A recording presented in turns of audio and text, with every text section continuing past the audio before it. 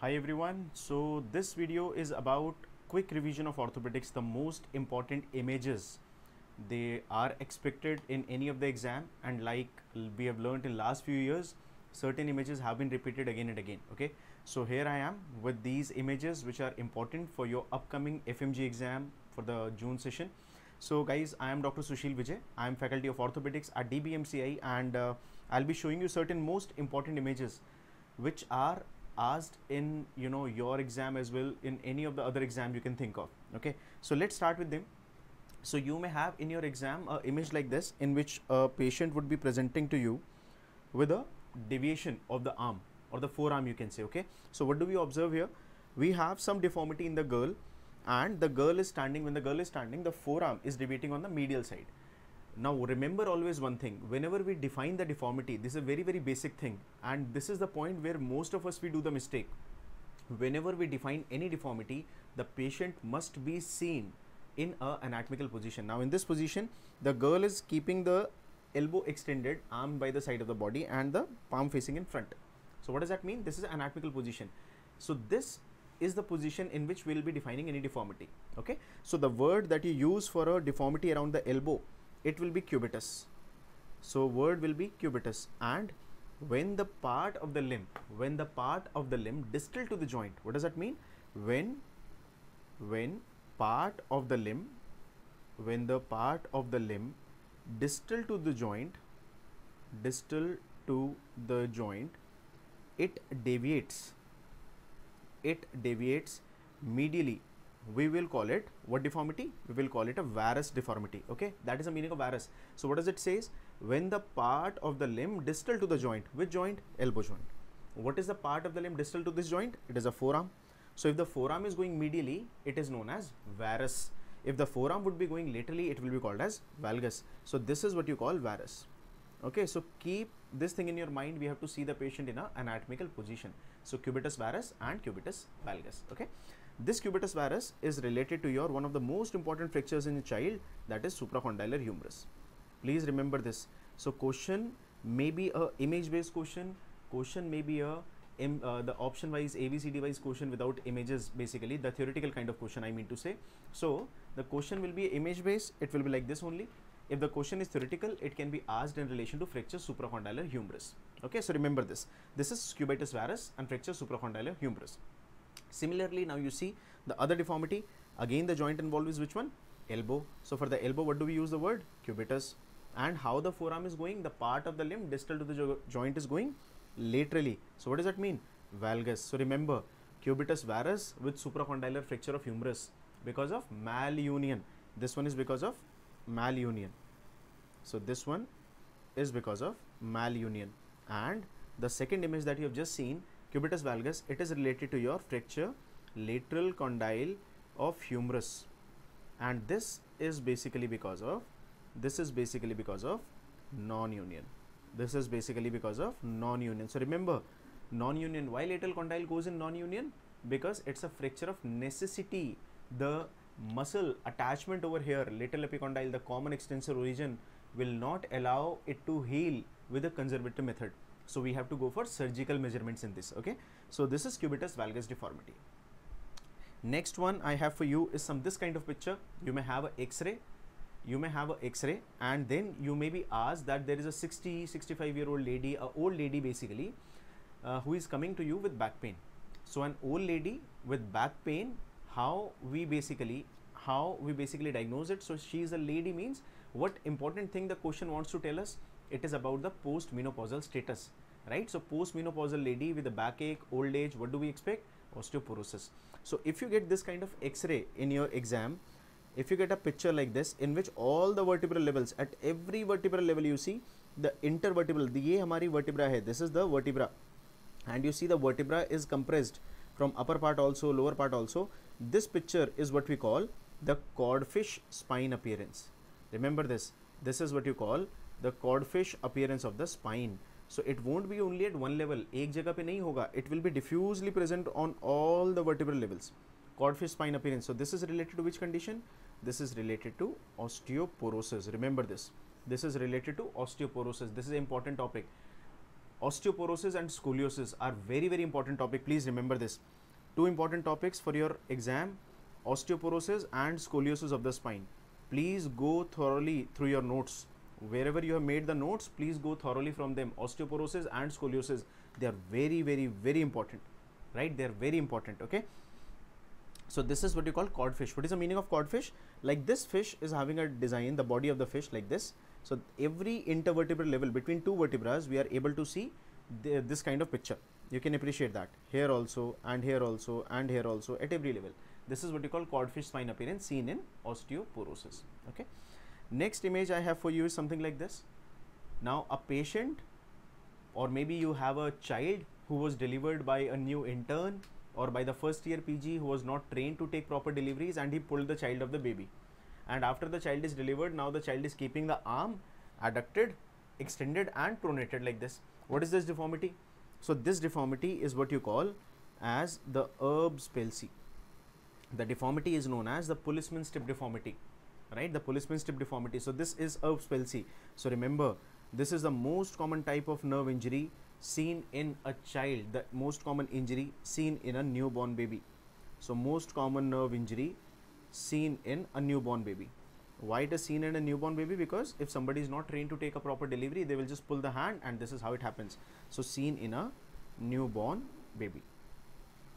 So most common nerve injury seen in a newborn baby. So what will be the attitude of the patient? Attitude here will be, the arm will be close to the body, that is adducted. So arm here will be adducted, elbow here will be extended, elbow is extended, and the limb is internally rotated, right? It internally rotated, or the forearm will be seen in pronated, or the forearm will be seen in pronation. So this is what we call the Erb's palsy. So opposite movements will be restricted, definitely. Opposite movements will be restricted. So how do we remember it? Which movements are restricted in Erb's palsy? So it is flexion here, it is abduction here, and it is external rotation here. These are restricted, and with external rotation, obviously the supination. So these are lost in Erb's palsy. These are lost. So how do you remember? F, AB, ER and S. So in Erb's palsy, what is lost? Fabers is lost. In Erb's palsy, what is lost? The Fabers is lost. It is all because of the different muscles involved, which are supplied by the nerves, the upper roots, which causes the Erb's palsy. Now that is C5 and C6. So these are the upper roots which make the Erb's palsy. Okay, so Fabers will be lost, and all the muscles which are being supplied by C5 and C6, they will be paralyzed. Okay. Next image I have for you is something like this. They may give you one question that a patient after some fracture, after some injury was brought to you, and after the injury, the patient, while you are examining the patient, you ask the patient to make the fist. While he was making the fist, one of the finger remain extended, right? So which is the most common fracture related to it? Or you may be asked which is the most common nerve injury seen in this. So remember, what is this? Patient is trying to flex all the fingers, and the index finger is remaining extended. So index finger remaining extended means we know that extension is there, but flexion is not there. So which are the two muscles which flex the finger? Flexor digitorum profundus and flexor digitorum superficialis. That means these two flexors are not at all working. And which is the nerve supply for the flexors of the fingers? It is a median nerve. So it is very simply a damage to the median nerve. If this is a damage to the median nerve, which test you are doing this? So ask the patient to flex all the fingers, and this finger remain extended. This is what you call a pointing index sign. This is what we call a pointing index sign. Pointing index sign. So this pointing index sign, it is very, very pathognomic for a median nerve injury to the FDP and FDS of the index finger, right? So this is pointing index sign. Remember this. This is pointing index sign. There are few important signs that you must remember, which can be asked, you know, in any of your exam, image-based exam, or image-based question, or your theoretical question. So these kind of question can make sense in both the ways, theoretically also and image-based also. This is pointing index sign. Similarly, the patient may have an injury, and then after the injury, the patient is unable to extend any of the finger. Okay, so what is happening is the patient is developing flexion, severe flexion deformity and hyperextension over here at the wrist area, right? So this may be one scenario, and the other scenario can be the patient is having a flexion of the finger and then again contraction, right? So these kind of picture can be seen. Now this is what you call this is what you call the claw. This is what you call the claw hand. That's what you call the claw hand, or simply the claw fingers. So clawing will be a part clawing will be a part if the clawing is only seen in these two fingers. In these two fingers, that means ulnar nerve is gone. If the clawing is also seen in these fingers, that means the median nerve is also gone. So claw hand or the claw fingers will be seen as a part of the claw hand, or claw finger will be seen as a part of the ulnar or the median nerve injury. Ulnar or median nerve injury. Ulnar or the median nerve injury. Remember this, please. Remember this. So claw fingers will be like this. Okay, but remember one very important thing. Remember one very important thing. Whenever there is a claw like this, either it will be a ulnar claw or it will be a median claw. The complete claw only occurs when the ulnar and the median injury has occurred together. Where? At the wrist area, at the lower injury. So remember, lower injuries, they present very well with the claw. Upper level injury like the arm injury or the elbow injury, they don't show you much of the clawing. It is not much appreciable or not that good. But lower level injury of the median nerve will produce claw on this side, and ulnar nerve will produce on this side, right? So complete claw will happen when the median and the ulnar is totally gone. So all the intrinsic muscles of the hand, how many are the intrinsic muscles? 20 number. They will go into flexion, and that produces contraction like this, the claw. Okay, that will happen. So claw hand or the claw fingers, right? So claw hand, this is how the claw will look like. This is how the claw will look like. Okay, this is the splint. If somebody is having a claw, that means I have to give the support to the fingers. So to support the fingers need to be extended like this. If I need to extend the finger, the MCP joint has to be flexed. अगर finger ऐसे मुड़ गई हैं, and if I need to extend the fingers, अगर हमें fingers को straight करना है तो क्या करना पड़ेगा? ये जगह जो है जहाँ पे एक्सटेंशन है, इसको हमें इसको फ्लेक्स करना पड़ेगा ताकि फिंगर सीधी हो जाए. तो these are your knuckles. That is why this splint is known as knuckle bender splint.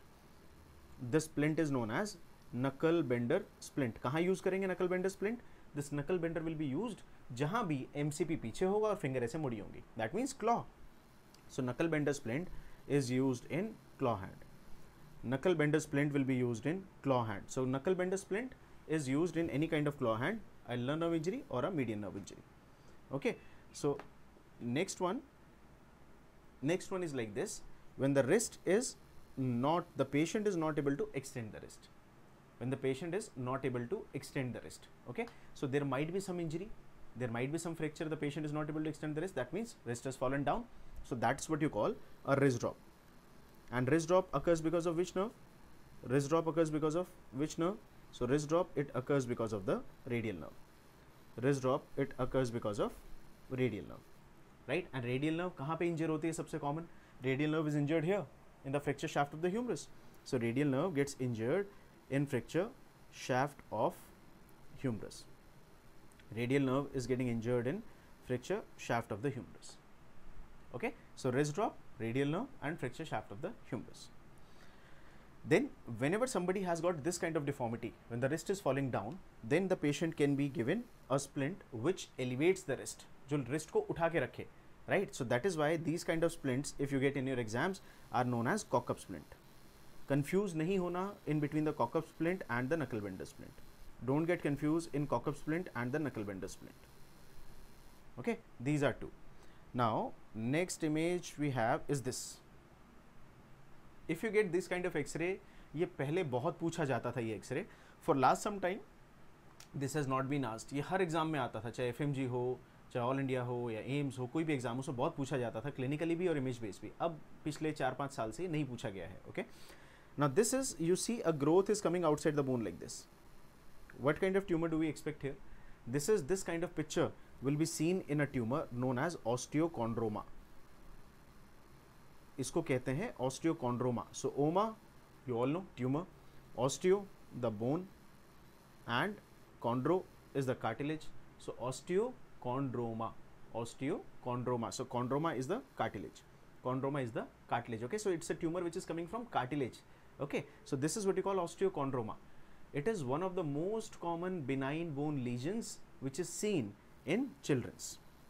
It is one of the most common benign bone lesion which is seen in children. So if you get this kind of X-ray, it will be osteochondroma, a bony growth coming out of the metaphyseal area of the bone. So remember, इसका question हमें कैसे पूछा जाता है? The patient is usually a child. So child comes to you and complains to you, I am having a swelling, I am having a bony hard structure palpable on the lower aspect of thigh, upper aspect of leg, like that, and this is gradually growing. So these kind of lesions, they keep on growing with the age of the child. They keep on growing with the age of the child, and once the child attains the skeletal maturity, this will stop. This will be your osteochondroma. Okay. Next, another important image that you may frequently get in your exam is a tumor like this. A tumor, जहाँ पे हमेशा याद रखिए please, this is one very very important point. Whenever you are getting a tumor in your exam, if you want to diagnose a tumor in your exam, you must know three very very important things about the tumor. What are those? One, हमेशा सबसे पहले हमें क्या देखना है? What is the location of the tumor? हमेशा देखना है what is the location of the tumor. So यहाँ देखो, what is the location? This is the end of the bone. This is the end of the bone. So what is the end of the bone known as? Here it is epiphysis. Okay, so मेरा answer जो आएगा, whatever will be my answer, it will come from all the tumors which are located at epiphysis. And if you know the basics of the, if you remember the basics of the tumors, you know that broadly we read only two tumors at epiphysis. What are they? One is giant cell tumor and other is chondroblastoma. These are the two broad tumors that we read at end of the bone, epiphyseal area. अब दोनों में differentiate कैसे करते हैं? How do we differentiate? Second thing to be seen in any tumor is to assess the nature of the lesion. If you can assess the nature of the lesion, well and good. Otherwise, look for the special feature. और यहाँ पे in this X-ray आपको special feature तो दिख ही रहा है. What is this? A big lytic lesion with multiple septations like this. What are these? क्या है ये? This is what you call the soap bubble appearance. That's what you call a soap bubble appearance. That's what you call a soap bubble appearance. Okay? That's what you call a soap bubble appearance. Right? So epiphyseal area, soap bubble appearance. What is the diagnosis? Only one, giant cell tumor. Okay, so remember this, location हमेशा सबसे पहले देखनी है tumour में. Right? So please remember this is giant cell tumor. और सबसे common giant cell tumor के लिए इमेज कहाँ दिया जाता है? डिस्टल फीमर के ऊपर, कॉन्डाइलर एरिया में. डिस्टल फीमर में आपको ऐसा इमेज, सेम इमेज आपको डिस्टल फीमर में मिल सकता है. दूसरा प्रॉक्सिमल टिबिया पे मिल सकता है, और तीसरा डिस्टल रेडियस पे मिल सकता है. The three common sites where we can have the giant cell tumors. The three common sites where we can have the giant cell tumor are these. Okay. Next image I can show you is like this. Is like this. So now I told you कि tumor अगर देखना है तो what is the first thing to be seen? Is the location of the tumor. Now see, इस image में, in this image, the epiphysis is absolutely fine. Epiphysis तो ठीक है, यहाँ भी ठीक है epiphysis, है ना? This is the pathological specimen. That's the X-ray. Growth कहाँ पे है? From the metaphyseal area. From the metaphyseal area it is going like this. यहाँ पे ही metaphyseal area से growth है, right? And what are the metaphyseal tumors? The malignant tumors which grow like this. What is this appearance? This is what you call sun ray appearance. So this is your osteosarcoma. Remember this. तो हमेशा याद रखिए, as I said, whenever you want to find out the diagnosis for a X-ray for a tumor, always look at the location. Never look at the special feature. So here epiphysis is clean, so it cannot be giant cell tumor. Here the diaphysis is somewhat spared, so it cannot be Ewing sarcoma, right? So metaphyseal lesion with flared up response of the periosteum is what we call the osteosarcoma. This is what we call sunburst appearance. The sunburst appearance. Okay, this is one. Next image I have. This was a question which was asked to you in last year. पिछले साल पूछा गया ये आपसे. Pathological specimen दिया था उन्होंने, and हम कंफ्यूज हो गए बिकॉज हमने एपिफाइसिस को ध्यान ही नहीं दिया. हमने बोला कि ये पूरी बोन को इन्वॉल्व कर रहा है. Okay, so this is osteosarcoma. Next image is like this. X ray मिल सकता है ऐसा. एक एक्सरे में bone will be seen and multiple white lines parallel to the bone. This is what you call a onion peel appearance. That's what you call a onion peel appearance. That's what you call a onion peel appearance. Right, that's what you call a onion peel appearance. And this is seen in which lesion? This is seen in which lesion? This is seen in Ewing sarcoma. This is seen in Ewing sarcoma. So this is what you call onion peel appearance. This is how it looks like. A bone with multiple parallel lines. This is what you call onion peel appearance. So remember this. Special चीज Ewing sarcoma के बारे में, it is the most common tumor in a child less than 10 years of age. It is a most common tumor in a child less than 10 years of age. In less than 10 years of age. Most common, सबसे common यही tumour होता है. और कहाँ location होती है इसकी? Location will be diaphysis. So अगर क्लिनिकल क्वेश्चन वो पूछेंगे तो how that will be asked.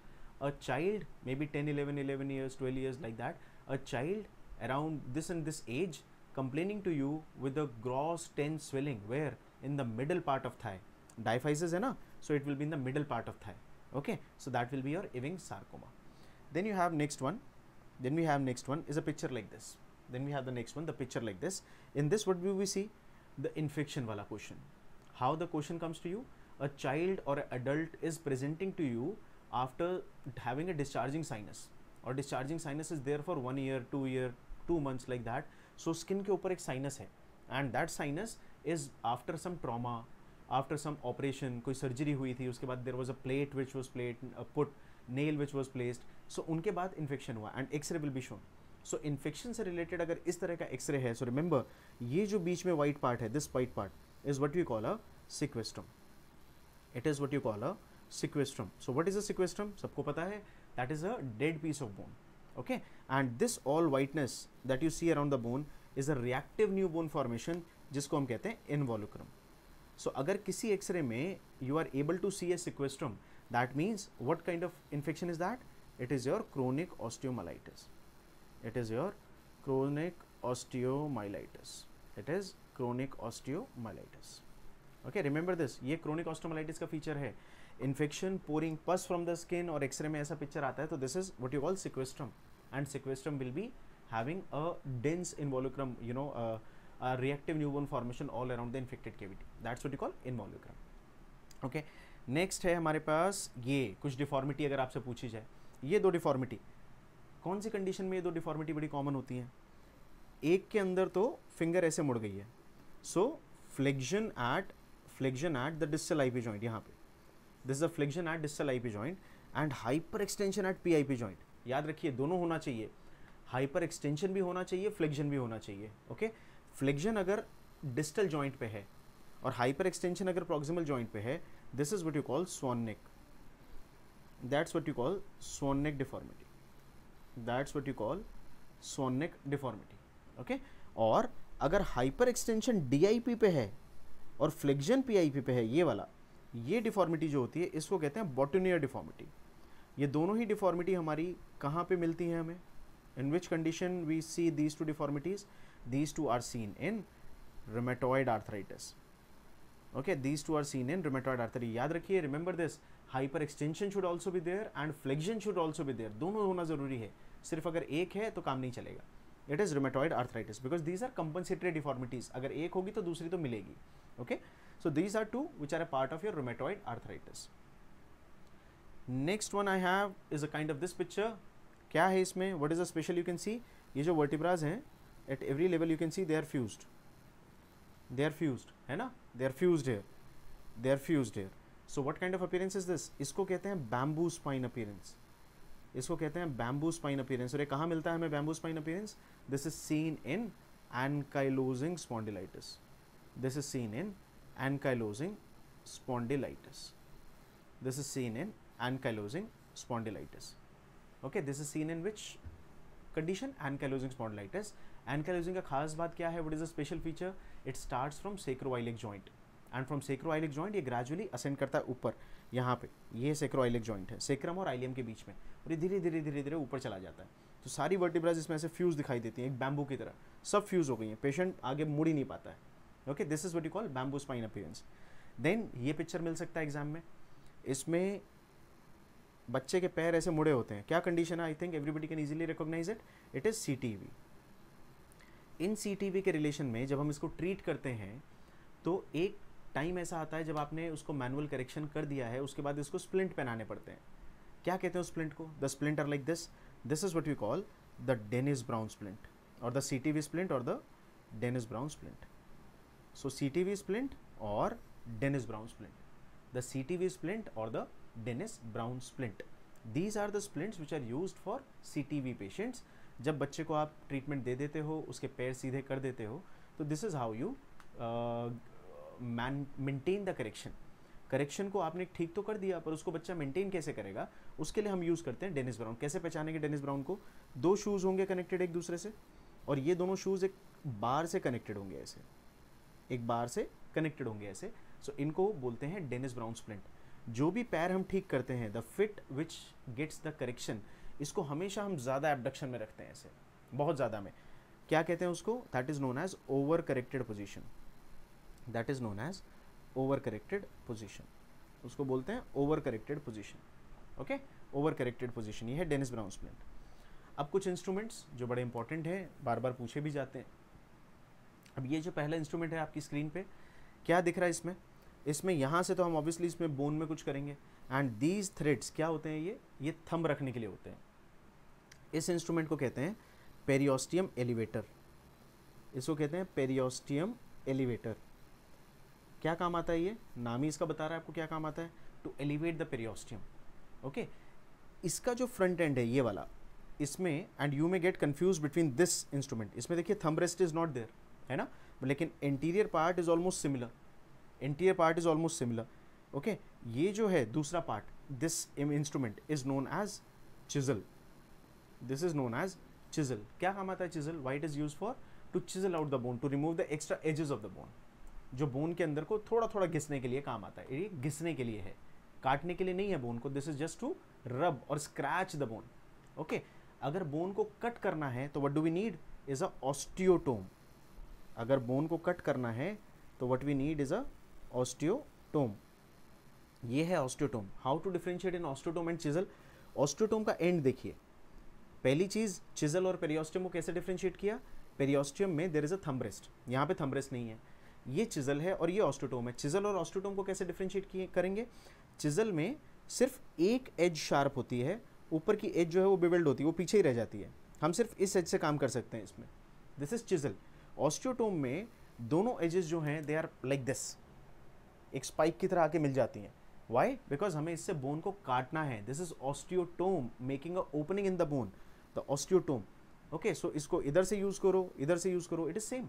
So osteotome और चिजल में कैसे फर्क किया? चिजल में एक end is sharp, other end is bevelled, यहाँ पे both the ends are bevelled, right? This is one difference in osteotome and chisel. यहाँ हम बहुत कंफ्यूज होते हैं। सो ये तीन बहुत इंपॉर्टेंट इंस्ट्रूमेंट है जिनकी एक्सपेक्टेशन सबसे ज़्यादा होती है अगर कोई इंस्ट्रूमेंट पूछा गया हमारे एग्जाम में तो, right? This is your periosteum elevator, periosteum उठाने के लिए।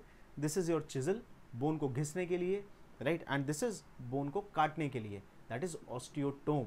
सो osteotome, chisel and periosteum elevator, three most important instruments which may be asked to you. उसके अलावा ये छोटे छोटे इंस्ट्रूमेंट्स हैं लाइक दिस। इस वायर में देखो क्या है, there is these both the ends of the wires they are sharp, right? Different diameters, कोई थोड़ी पतली है, कोई थोड़ी मोटी है। These are what you call K wires, these are known as K wires, Kirschner's wires और द के वायर्स। कैसे पहचानेंगे के वायर को? पतली सी होगी और दोनों एंड शार्प होंगे इसके। कोई और ऐसी हमारे पास वायर नहीं है जिसके दोनों एंड शार्प हैं। This is the only wire that is known as K wire. ये अलग अलग डायमीटर्स की होती हैं, इसलिए थोड़ी थोड़ी कोई पतली है, कोई थोड़ी मोटी है, लाइक दिस। दिस इज के वायर। इसके बाद ये एक और इंपॉर्टेंट इंस्ट्रूमेंट है जिसके अंदर हम जो एक्स्ट्रा पीस ऑफ बोन निकले होते हैं ना, जो बोन में ऑस्टियोफाइट्स होते हैं या बोन का कोई पार्ट हमें पकड़ के खींचना है, वो हम इससे कर सकते हैं। दिस अपीयरेंस देखिए इसका, हाउ दिस इज, इसकी अपीयरेंस में यहाँ पे ये जो माउथ है इसका, it is like a crocodile, मगरमच्छ के जैसा मुंह है, and there is a open slot inside. यहाँ से खाली होता है। खाली क्यों है? ताकि जब आप बोन को पकड़ोगे एक्स्ट्रा पार्ट को तो वो इसके अंदर फंस जाएगा एंड उसको हम खींच लेंगे। This is what you call bone nibbler, this is what you call bone nibbler, इसको बोलते हैं बोन निबलर।